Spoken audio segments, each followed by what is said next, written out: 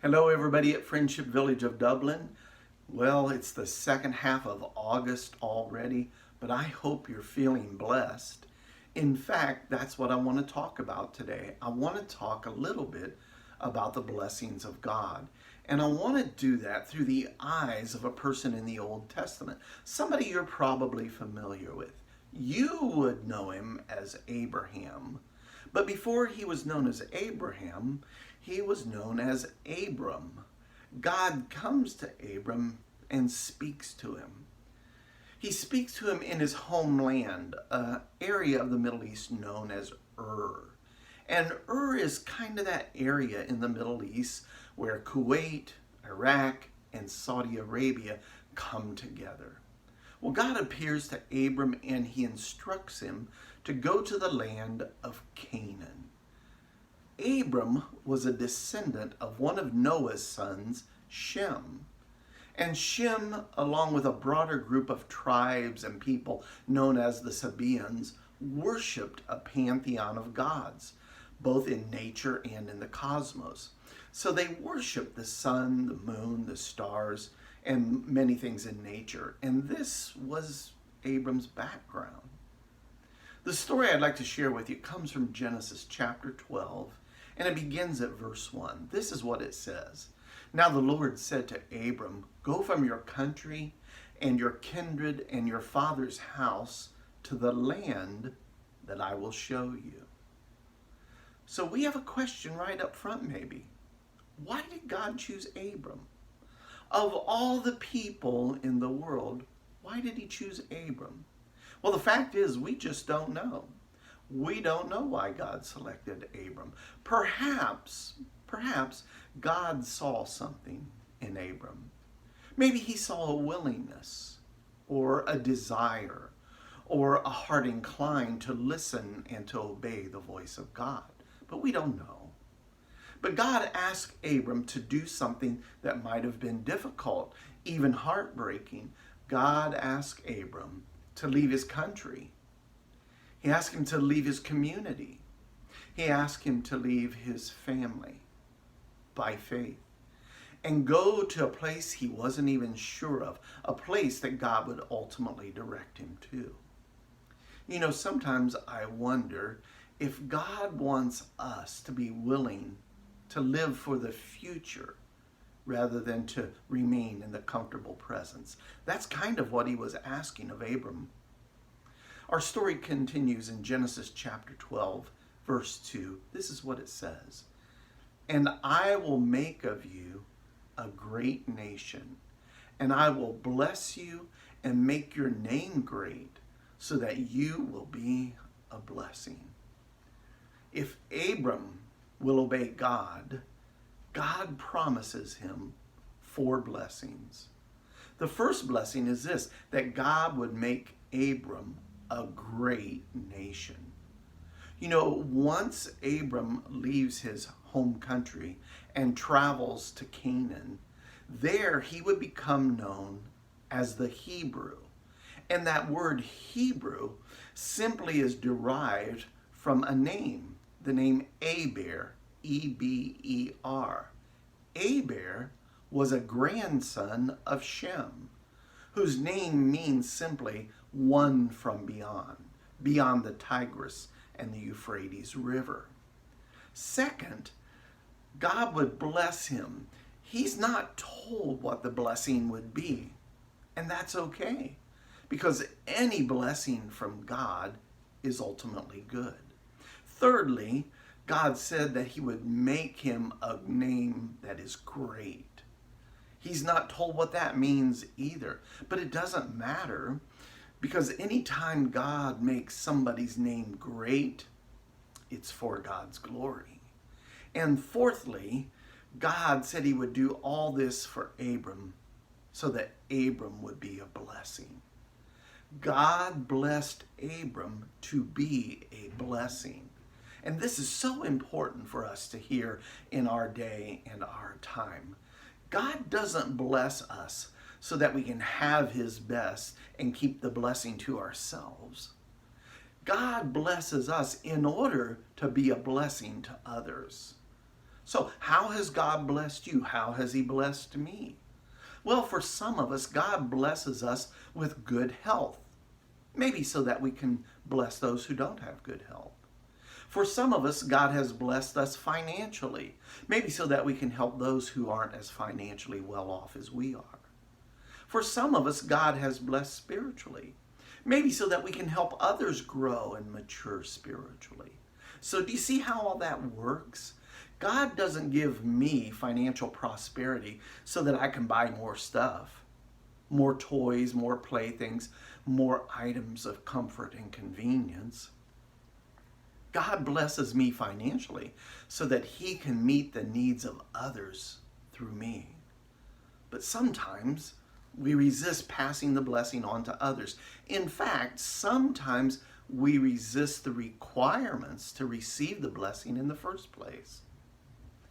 Abram had to leave everything he had ever known, and obediently follow God. Similarly, we have to obediently follow God also if we want the blessing. You know, God didn't give Abram the details of what the blessing would be or what it would even look like.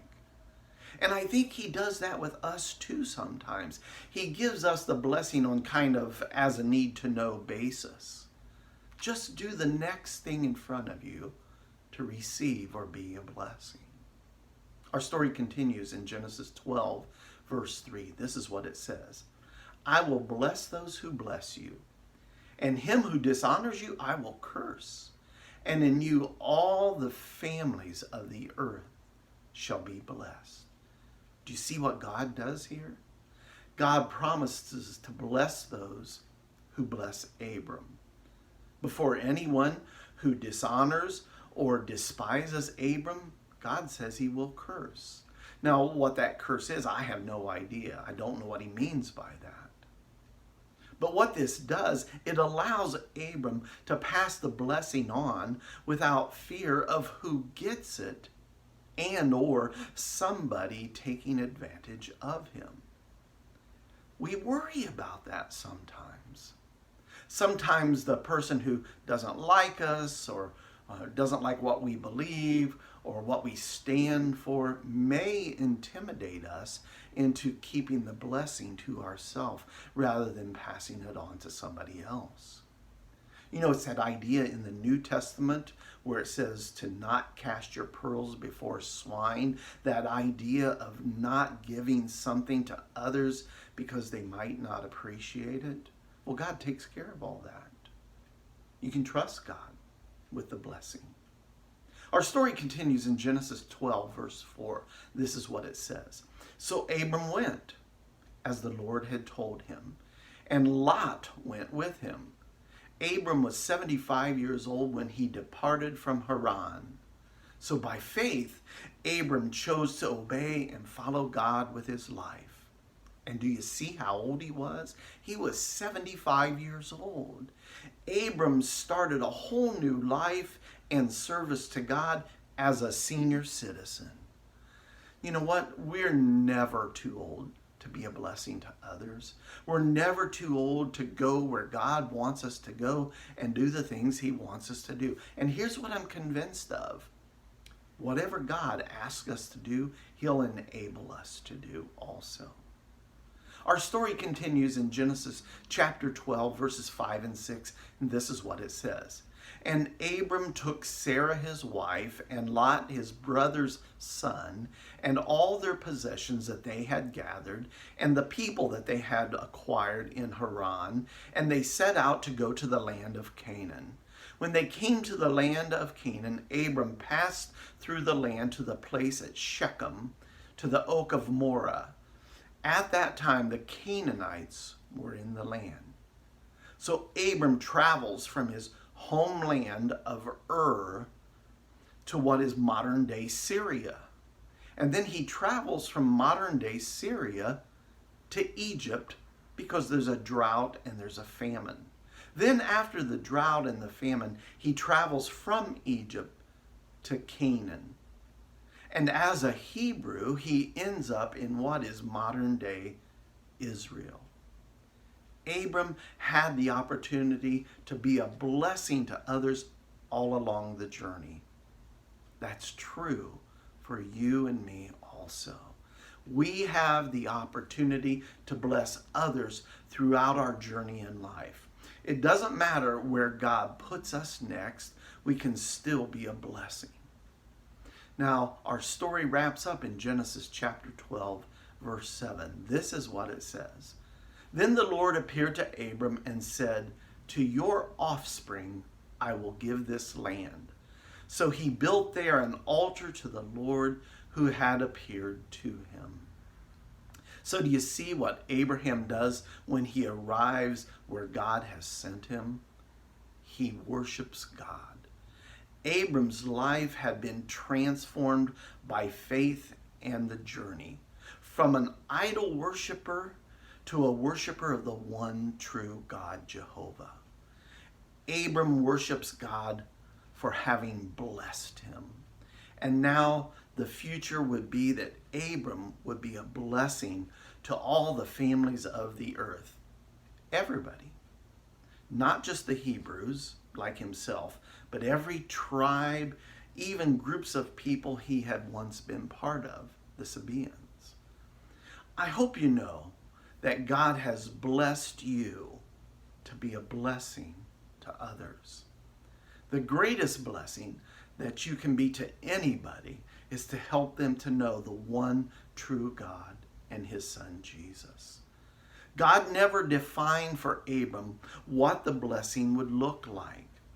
I hope you trust God to make you a blessing to others in the ways that he knows best and the ways that are most needed. So until the next time, I hope you continue to be blessed. We'll see you then.